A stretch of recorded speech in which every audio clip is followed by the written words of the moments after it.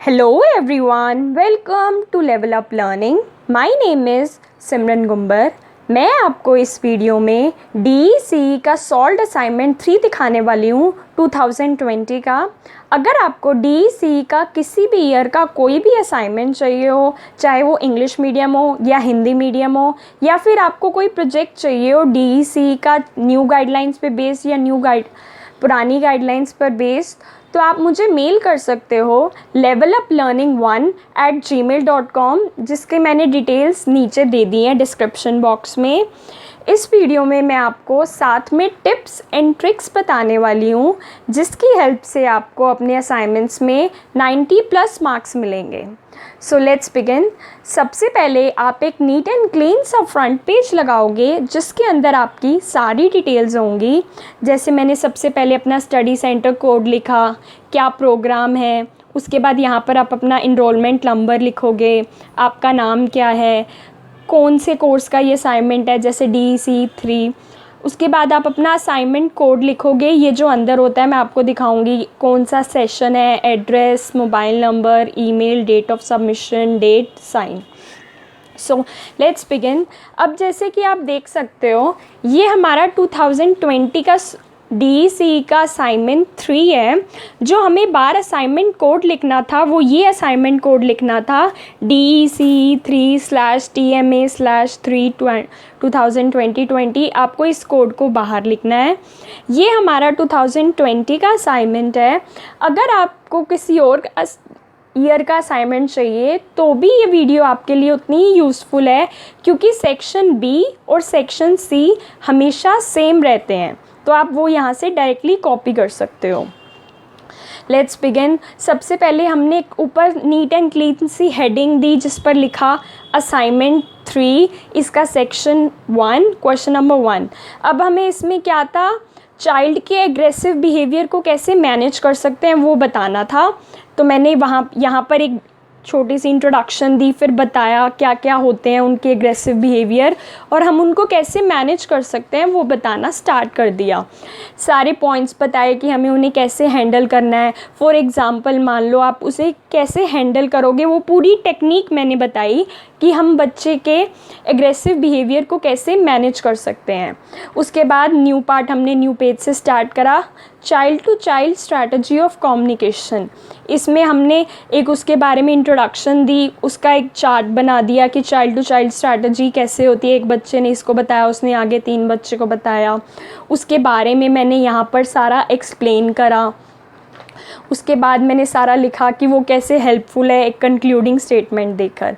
आप देख सकते हो साथ ही साथ मैंने ऊपर पेज नंबर्स डाले हैं, ताकि आपके असाइनमेंट में कोई भी कन्फ्यूजन या क्योस ना रहे और ये सीक्वेंस वाइज अच्छे से जो भी पेपर चेक कर रहा है असाइनमेंट उसको पता चल जाए.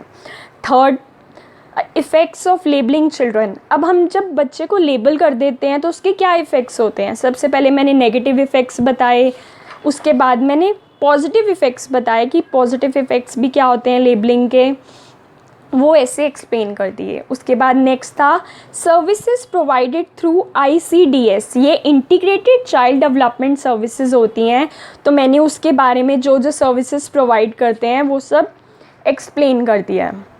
इसके बाद हम एक नया क्वेश्चन न्यू पेज से स्टार्ट करेंगे, जैसे कि ये है क्वेश्चन नंबर 2. इसमें हमें ताराबाई मोदक्स के कंट्रीब्यूशन बताने थे अर्ली चाइल्डहुड एजुकेशन में, तो मैंने उनके बारे में हल्की सी एक लाइन लिखकर उनके सारे कंट्रीब्यूशंस यहाँ पर बता दिए. इसके बाद हमारा क्वेश्चन था हमें मोबाइल क्रैचेस के यूनिक फ़ीचर्स बताने थे, तो मैंने उनके मोबाइल क्रैचेस के यूनिक फ़ीचर्स यहाँ पर बता दिए. ये उसके यूनिक फ़ीचर्स चल रहे हैं. उसके बाद हमें किसी एक इंटरनेशनल ऑर्गेनाइजेशन की एक्टिविटीज़ बतानी थी.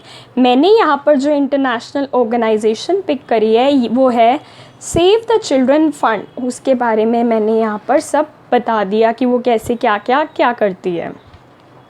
उसके बाद हमने क्वेश्चन नंबर 3 एक न्यू पेज से स्टार्ट करा.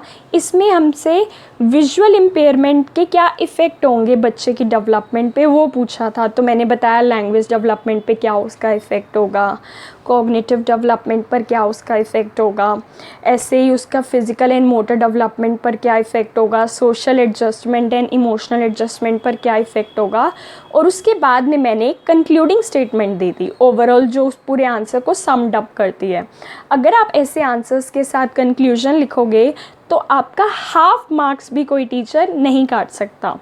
उसके बाद ये है कि आप एक इंक्लूसिव प्री स्कूल में टीचर हो और आपके पास एक माइल्ड मेंटल रिटार्डेशन का बच्चा आता है, तो आपका क्या प्लान ऑफ वर्क होगा। मैंने बताया माइल्ड रिटार्डेशन क्या होती है और उसके साथ मैं कैसे काम करूँगी। तो ये सारे मैंने मेन पॉइंट्स लिख दिए हैं विद एग्जांपल्स कि वो कैसे मैं उस बच्चे को टैकल करूँगी। एट द एंड मैंने कंक्लूडिंग स्टेटमेंट दे दी है। ऐसे ही क्वेश्चन नंबर 4 स्टार्ट होता है। उसमें बताते हैं कि प्री स्कूल की टीचर को पता चलता है कि बच्चे बहुत सा टाइम टीवी देखने पे लगा रहे हैं, तो आपको पेरेंट टीचर मीटिंग पे उसका एक प्लान ऑफ एक्शन डिस्कस करना है। तो आप कौन सा मेथड यूज़ करोगे। मैं यहाँ पर लेक्चर मेथड यूज़ करूँगी। मैंने बताया, मैंने पूरा एक्सप्लेन करा कि मैं अपना लेक्चर कैसे ऑर्गेनाइज़ करूँगी, मेरा क्या स्टेप्स होंगे, उसके बाद मैं अपने पूरे लेक्चर में क्या बोलूँगी, मैंने वो सब यहाँ पर लिखा। उसके बाद था कि आपने क्या कम्युनिकेशन एड्स यूज़ करे कि आप अपना मैसेज डिलीवर कर पाओ। तो मैंने अपना कम्युनिकेशन एड चार्ट यूज़ करा, फ्लैश कार्ड यूज़ करे, तो मैंने वो यहाँ पर बना दिए। उसके बाद उन्होंने कहा था अपने कंटेंट्स ऑफ डिस्कशन को लिस्ट करो कि आपने कौन कौन से मेन पॉइंट्स पर हाईलाइट किया था, तो मैंने वो सब पॉइंट्स लिख दिए। ऐसे ही हमारा 5th क्वेश्चन स्टार्ट होता है। उसमें पूछता है कि एक 4 year old child hearing impairment के पेरेंट को आप क्या रिकमेंड करोगे। तो मैंने उनके लिए यहाँ पे बता दिया कि उसकी हियरिंग पर डेवलपिंग पर स्ट्रेंथन करेंगे, हम क्या क्या करेंगे, हमारा क्या प्लान ऑफ एक्शन होगा, हमें कैसे प्रोसीड करना है, वो सब मैंने यहाँ पर बता के कंक्लूडिंग स्टेटमेंट दी थी। ऐसे ही अब 4 year old child with cerebral palsy है, तो उसको टैकल करने के लिए पेरेंट्स को क्या टेक्निक्स यूज़ करनी है, वो सब मैंने एग्जाम्पल्स के साथ बता दी और at the end concluding statement दे दिया। इसके बाद हमारा सेक्शन बी स्टार्ट हो जाता है। अगर आप किसी और ईयर के भी हो तो आप इस सेक्शन बी को डायरेक्टली कॉपी कर सकते हो, ये हमेशा सेम रहता है। इसमें मैंने एक्सरसाइज 9 की है, जो कि इंटरव्यू करा मैंने एक पेरेंट्स को 6 साल से नीचे के, तो उसके बारे में सारा पूछा जो उनका बच्चा आंगनवाड़ी जाता है, तो मैंने उनके ये सारे आंसर्स रिकॉर्ड करे। उसके बाद मैंने एक लैक्टेटिंग या प्रेग्नेंट वूमेन जो को इंटरव्यू शेड्यूल करा, उनसे जो जो क्वेश्चंस पूछे उनके ये सारे आंसर्स लिख दिए। अब इसके बाद मैंने उसकी रिपोर्ट लिखी कि वो लोकेशन क्या थी आंगनवाड़ी की और मैंने क्या क्या इन्फॉर्मेशन गैदर की। अब इन क्वेश्चन आंसर्स में जो भी सारी इन्फॉर्मेशन मैंने गैदर की वो मैंने यहाँ पर अपने पैराग्राफ के फॉर्म में अपनी रिपोर्ट रेडी कर दी कि प्रेग्नेंट वुमेन से मैंने ये इन्फॉर्मेशन गैदर की और उनके पेरेंट्स से वो पहली वाली इन्फॉर्मेशन गैदर की। अब उसके बाद मैंने उसको एनालिसिस करा कि किस किस पॉइंट्स पर, किस किस एक्सटेंट पर वो आंगनवाड़ी अपना पर्पस सॉल्व कर पा रही है। जैसे कि बच्चों में कितना एक्सटेंट ऑफ अवेयरनेस है, कितनी डिग्री ऑफ इन्वॉल्वमेंट है, इन सब मेन पॉइंट्स को लेकर मैंने उस पूरी रिपोर्ट का एनालिसिस रेडी करा। एट द एंड मैंने ये कंक्लूडिंग स्टेटमेंट दी और बता दिया कि मेरे ओपिनियन में आंगनवाड़ी वर्कर्स कहाँ पर लैग कर रहे हैं, कहाँ पर इम्प्रूव करने की ज़रूरत है। ऐसे ही अब हमारा सेक्शन सी स्टार्ट होता है। इसमें मैंने एक्सरसाइज 7 की है, रिपोर्ट राइटिंग। बेसिकली हमें एक मैसेज डिलीवर करना है, तो उसके लिए पूरा थीम लिखना था कि मैंने बताया मेरे रिसीवर्स कौन है, मैं अपना क्या मैसेज डिलीवर करना चाहती हूँ। मैं मैसेज डिलीवर करना चाहती हूँ wash your hands before eating, कि हाथ कुछ भी खाने से पहले हाथ धो। मेरा ये पर्पस क्या था इस मैसेज को चूज़ करने के लिए, मैंने वो यहाँ पर लिखा।